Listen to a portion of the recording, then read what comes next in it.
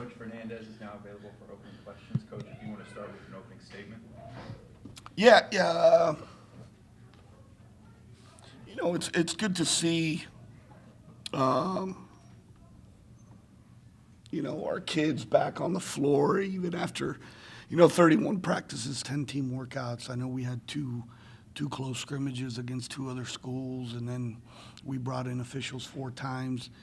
Home opener, how you're going to come out in the first 3-4 minutes offensively, defensively.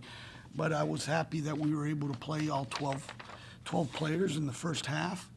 The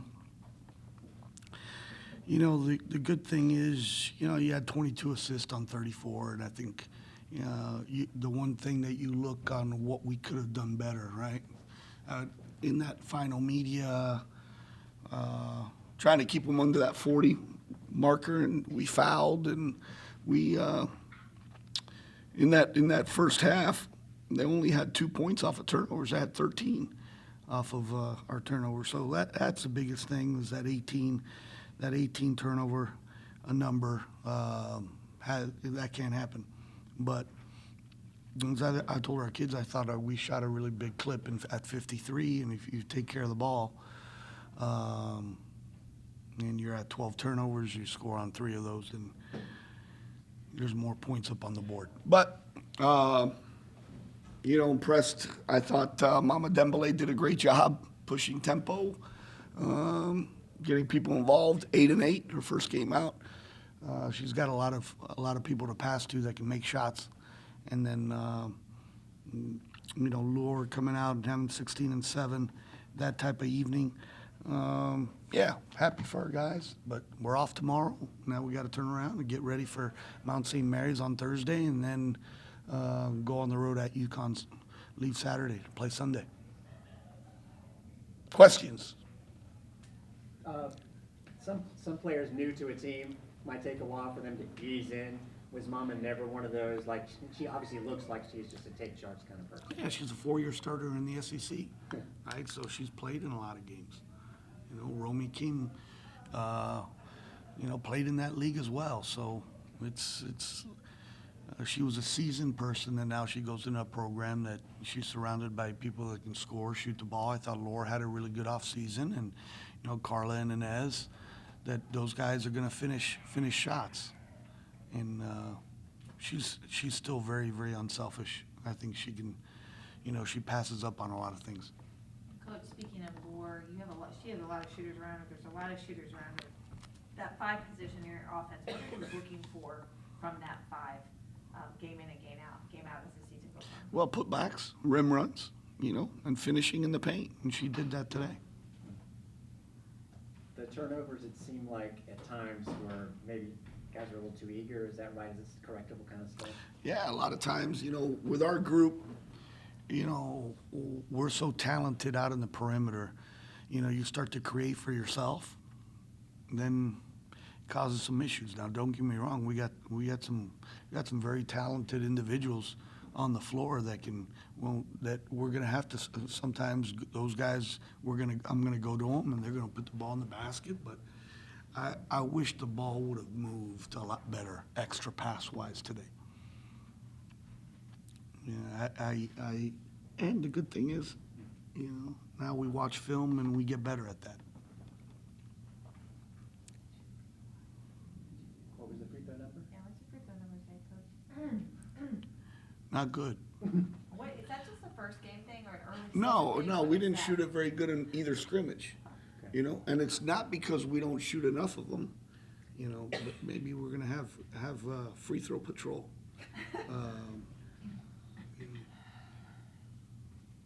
Yeah, that's the plan. Any other questions for Coach? You guys go ahead. Okay, I have one. Fire away. Are you feeling more confident offensively or defensively, or do you think it's a combination of both? Is there one that's better than the other in your eyes? I wanted to see how fast we could play. We tried to really keep it simple today. And there were only 4 or 5 things that I really wanted to run in the half court and try to see how well we could share it. in transition.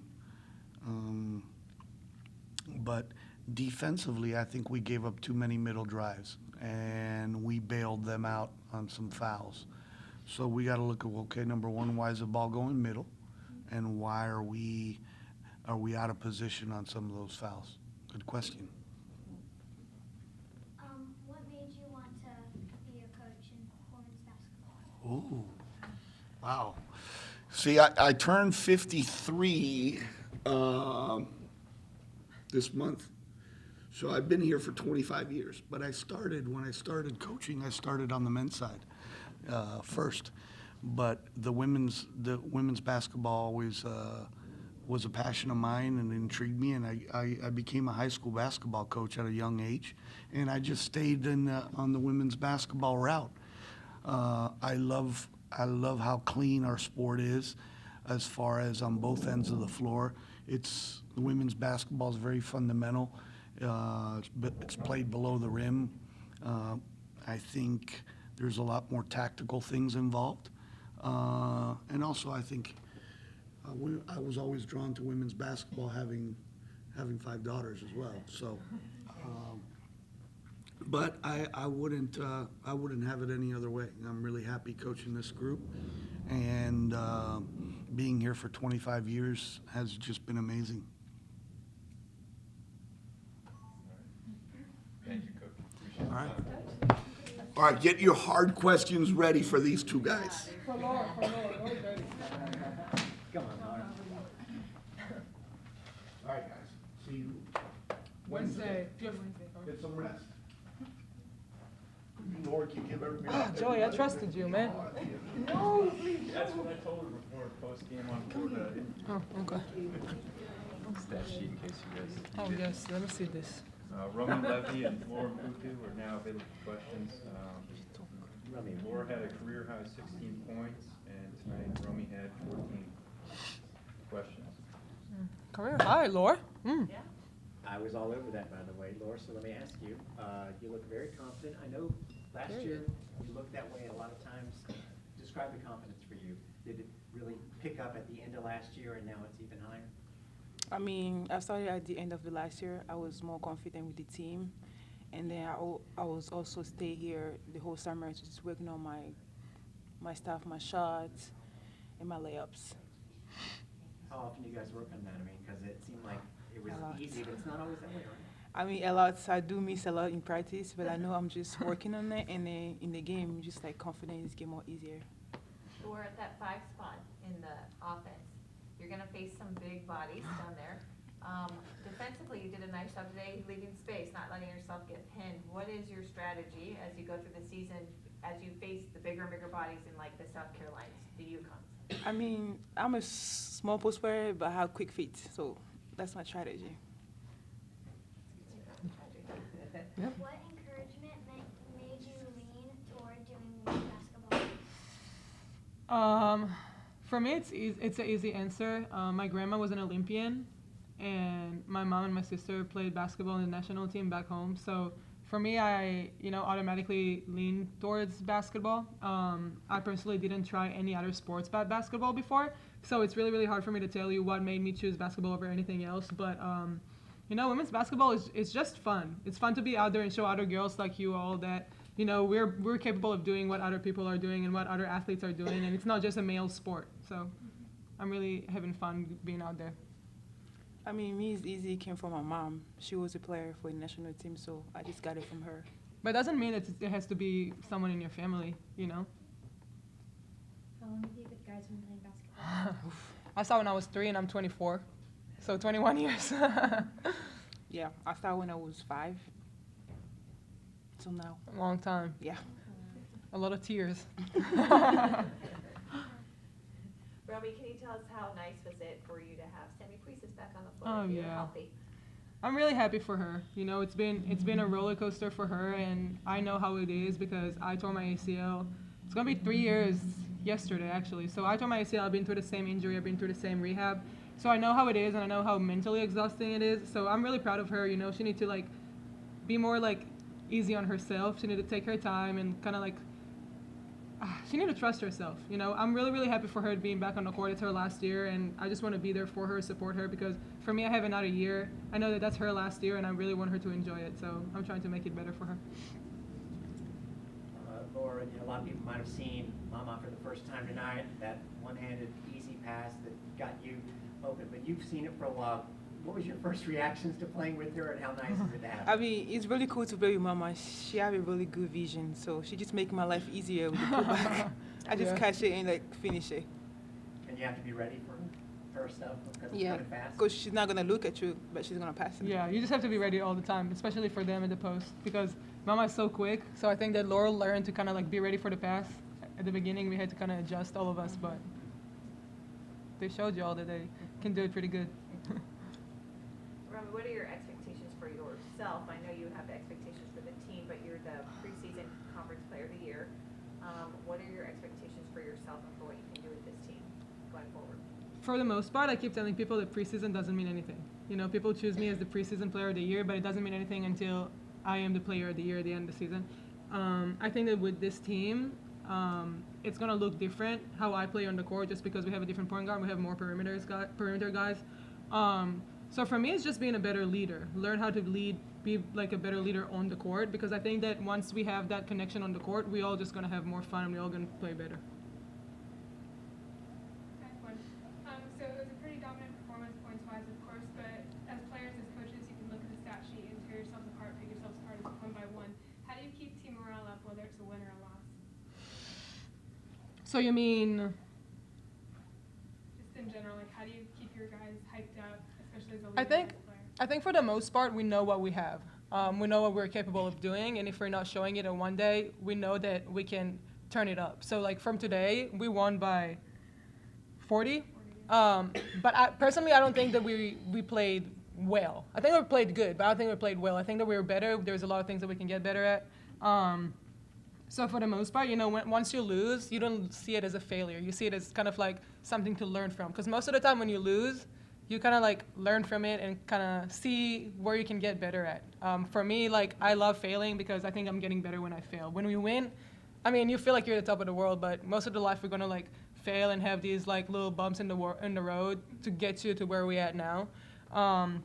So you know, personally, like when I look at my stats, I will see that I only had 1 assist, and I know some situations I could have been better. I took some bad shots, so. For me, I'll work on my assists next time. I'll make sure that I'm like kind of thinking about it, making sure that I see Laura when she roll and all these things. And I think all of us kind of can look at our stat sheet and understand that what we need, like what areas we need to get better at for the next game. Sure. Thank you. Any other questions for players? What would you say if You want? a young woman is scared to join what is known as a male-dominated sport? So I had a TED Talk in my class a couple days ago, and that's exactly what I talked about. I talked about stigma. I think that stigma is probably the #1 thing that prevent females from playing male sports, or I don't know why it is a male sport. I think that women's basketball right now is like fire. Like everybody loves women's basketball, and it's like the hot topic. So, you know, just be true to yourself. Do what you love. Like, don't worry about what other people think.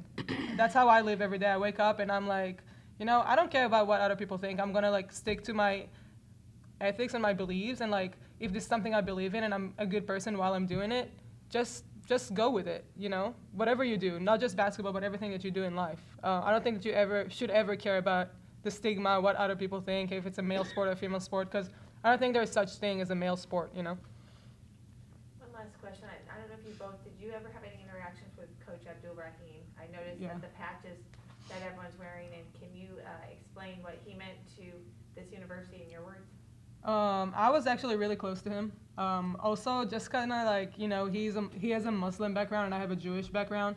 And we also talked about how we just need to like spread love, because you know how he said love wins, and I actually have it on my shoes today. I played with it on my shoe.